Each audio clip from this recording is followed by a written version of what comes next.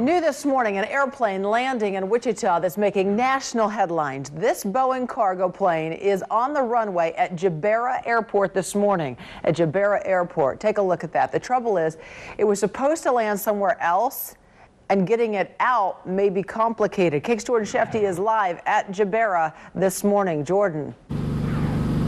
Yeah, Jamel, this is just an incredible sight. A giant cargo plane landing on the runway accidentally and being stuck now this morning at Jabara Airport. Let me take a step so that you can see it. It's hard to miss. It is giant back there. Now, this is a Boeing 747 Dreamlifter cargo plane that has been on the runway for hours. And it appears this morning that it was some confusion in the cockpit that put it there. Now, the Atlas Airjet landed in Wichita at around 10:20 last night. It was supposed to fly from Kennedy Airport in New York to McConnell Air Force Base. Radio transmissions posted online indicate the crew thought they were landing at Beechcraft, but Jabara Airport is not built for these big cargo jets. Boeing sent a tug from its Central County facilities to Jabara during the night. It had a law enforcement escort because those tugs move so slowly. Now, once that tug turns the jet around, then there's the takeoff issue. Jabara's runway is 6,100 feet long. Boeing's data indicates a Dreamlifter needs more runway than that. We are tracking a developing story here in Wichita. A Boeing Dreamlifter airplane lands at the wrong airport, and it was on its way to McConnell Air Force Base, but it ended up at Jabara. KAKE's Jordan Shefty is live at Jabara with details on this. Jordan. Yeah, Jamel, an incredible sight out here this morning. This Boeing Dreamlifter 747, it has been on this runway for hours, since 9:30 last night. Now, this plane was supposed to be headed to somewhere else, but it landed here at Jabara instead. Now, the crew members on board are safe. What I can tell you is we do have a Dreamlifter on the runway at Jabara Airport. A big problem for a little runway. You know which airport you're at? Well, we think we have a pretty good pulse. Around 9:30 last night, a Boeing 747 Dreamlifter cargo destined for McConnell Air Force Base somehow ended up on the Jabara runway. It appears that you are at Jabara Airport. Say the name of it again. Jabara? Jabara. Crews spent the morning repositioning the plane, bringing a tug across town to rotate the plane 180 degrees, a tight maneuver on a runway only 100 feet wide. Certainly more than a three-point turn. The problem now, the Jabara runway is only 6,100 feet long. A Dreamlifter usually requires about 9,000 feet. Also, the pavement is designed for a maximum 62,000 pounds. This plane much heavier, but aircraft engineers say a takeoff is possible. And they've assured us they've run all the engineering calculations, performance, and the aircraft is very safe for a normal departure at its current weight and conditions. The unusual sight. It's interesting. You don't see something like this every day. Drew quite the crowd of onlookers. A vision cameras don't do justice to. I just saw the news this morning and then decided to come down here and take a look for myself. Since I live in the flight path, I just wanted to make sure that it was turned the opposite way from my house. It's kind of interesting because of the size of it and the size of the runway. I don't understand how they get it.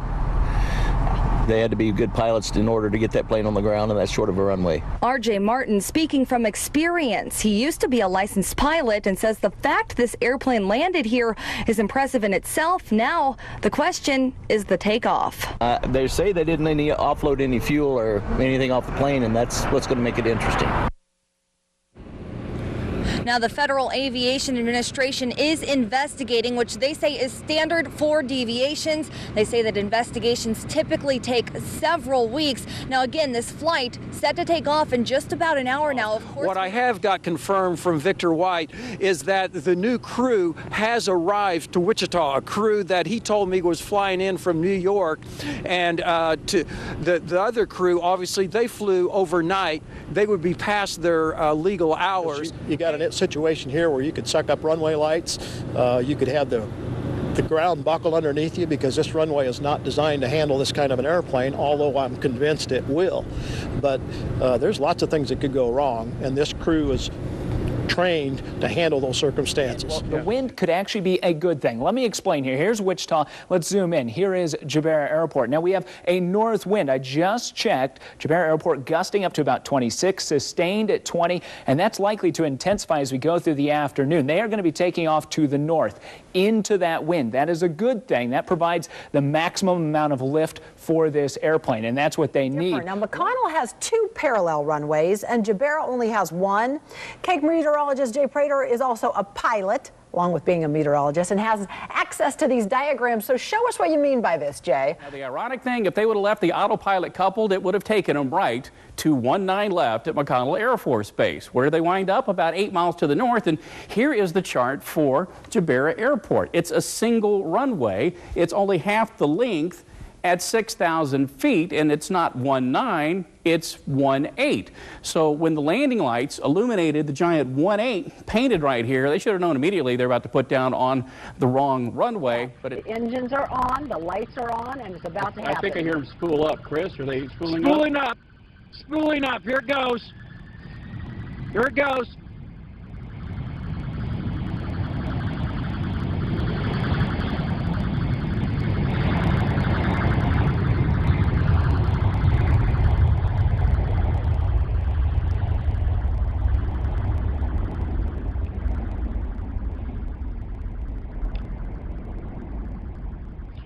It's rotating.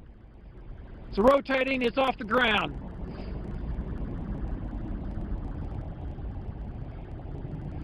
Without incident. Is this a huge black mark? Will there be an investigation? Will this go on his record? How does that work? He may well lose license privileges for some period of time, but he made a mistake.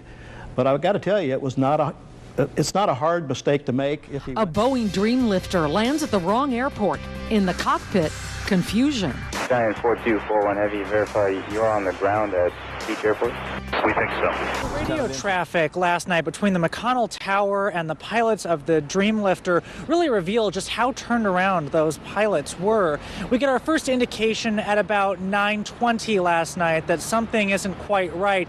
That's when the pilots come on and say they've landed at what they say is the other airport. At that time, they thought that other airport was the Beechcraft Airport, and it turns out that was not the case. Over the next few minutes, they go back and forth talking about coordinates, and it's a few minutes later when McConnell Tower comes back on and says, you guys are actually about 8 to 9 miles north of us, and take a listen to what happens when they told them they were at Jabera Airport. It appears that you're at Jabara. Take it. But we saw the plane on the radar, and it appears that you are at Jabara Airport. Say the name of it again. Jabara. Susan, this drew quite a crowd out here, but it also caused some traffic tie-ups. Thankfully, no one was hurt. Now, the Kansas Highway Patrol had to close a portion of K96 for a little over an hour during the lunch break. They say it was for precautionary measures for the liftoff. Now, officers responded to 2 separate accidents near the airport. Police say a driver rear-ended another while not paying attention to the road on Webb. The other accident happened on K96. Obviously, people were eager to see the Dreamlifter. Get these vehicles out of this area. It's causing a big congestion. It's drawing a lot of traffic. It really is. It's interesting. You don't see something like this every day. Just bumper to bumper. I mean, there was a ton of cars. Police were directing traffic, and people were pulled over off to the side in the driveway across the street, and people were just stopped. Now, dozens of people use this medical office parking lot across the street to get a better view of this rare event. We saw people of all ages coming out to see this spectacle and even get that perfect photo opportunity. Okay, and the huge plane sitting on the runway created plenty of excitement at nearby Circle Greenwich Elementary. As KAKE's Phil White tells us, teachers there turned it from a distraction into lessons learned. A plane sits at the end of a runway in Wichita, Kansas might sound more like the beginning of a problem that belongs in a school math book. But it was a real-world problem going on just across the street from Circle Greenwich Elementary that provided plenty of learning opportunities here. We talked about problem solving big today. The problem needing solved was pretty visible from Circle Greenwich Elementary across the road from Jabera Airport. Students wanted to know more about the big plane attracting so much attention outside their school. When their brains are like sponges. You just do what you can to keep them interested, and you just roll with it. Mrs. Whitehead and her second graders were able to relate the Dreamlifter to a lot of subjects. Engineers were using math and science to make sure the plane could take off. And of course, the impact of aviation on the area economy falls under social studies. So many of their parents work, in aviation, and so that was being able to connect a lot of the dots of things that they've heard at home, and being such a big part of Wichita. And of course, the day's lessons included the excitement of heading out front and watching the Dreamlifter take off.